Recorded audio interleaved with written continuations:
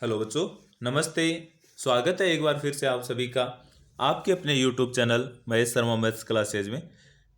बच्चों, जैसा कि आप सबको विदित है कि हम डेली जो कक्षा 8 की मैथ्स की वर्कबुक है उसका अध्ययन कर रहे हैं और अभी तक हमने 61 कार्यपत्रक पढ़ लिए हैं। तो आज 62वां कार्यपत्रक पढ़ने जा रहे हैं। इसके अंदर हमें क्या देखना है कि भुजाओं के आधार पर त्रिभुजों के वर्गीकरण की समझ विकसित कर पाना। मैं आपको बता दूं कि भुजाओं के आधार पे अगर तीनों भुजाएं समान होती है तो उस त्रिभुज को कहते हैं समबाहु त्रिभुज। अगर दो भुजाएं समान होती है तो उसे बोलते हैं सम द्विबाहु त्रिभुज। और अगर कोई भी भुजा है वो समान नहीं हो तो उसे बोलते हैं विषम बाहु त्रिभुज।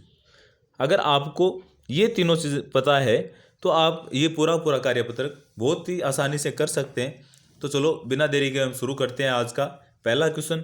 इसके अंदर बता रखा है निम्नलिखित तालिका में त्रिभुज की भुजाओं के माप दिए गए हैं। माप के आधार पर त्रिभुज समबाहु है, समद्विबाहु है या विषम बाहु त्रिभुज में वर्गीकृत कीजिए। मैंने बताया समबाहु वही होगा जिसमें सभी भुजाएं समान होगी।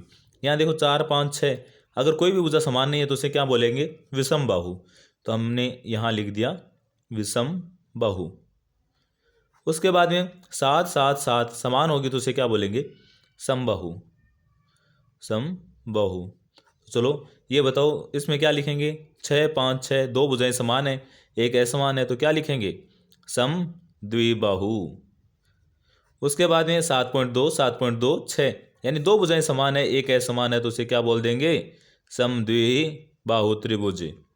दूसरा क्वेश्चन है नीचे दिए गए त्रिभुज को पहले अनुमान लगाकर और पुनः मापकर त्रिभुजों में को वर्गीकृत कीजिए।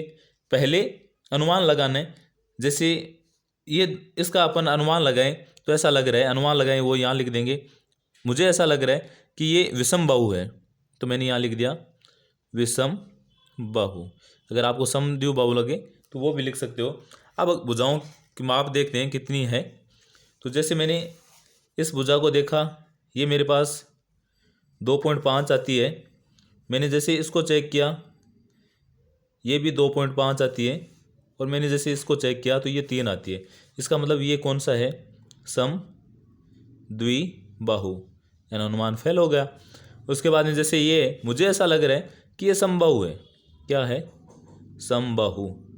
चलो अनुमान लगा लिया। अब देखेंगे आगे। ये 2.5 है, इसको चेक करते हैं। ये भी 2.5 है, ये भी 2.5। तो इसका मतलब ये कैसा है? समबाहु। मैं यहाँ लिख देता हूँ बड़ा ताकि आपको दिख जाए। उसके बाद जैसे मैंने ये देखा मुझे ऐसा लगा कि भाई ये भी समबाहु है।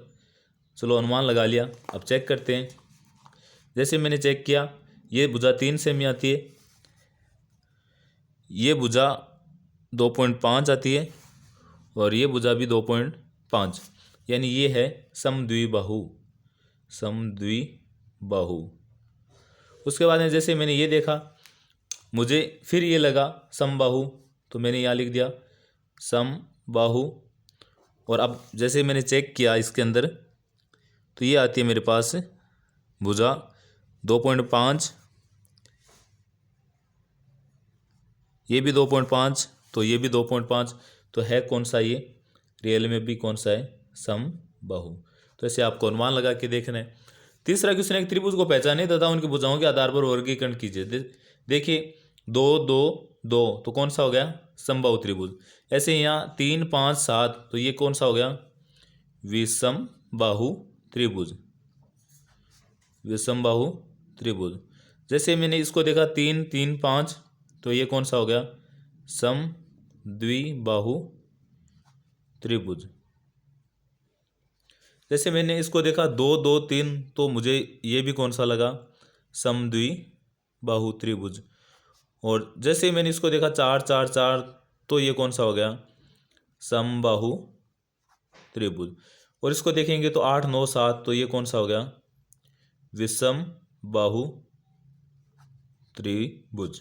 ये था अपना कार्यपत्रक 62।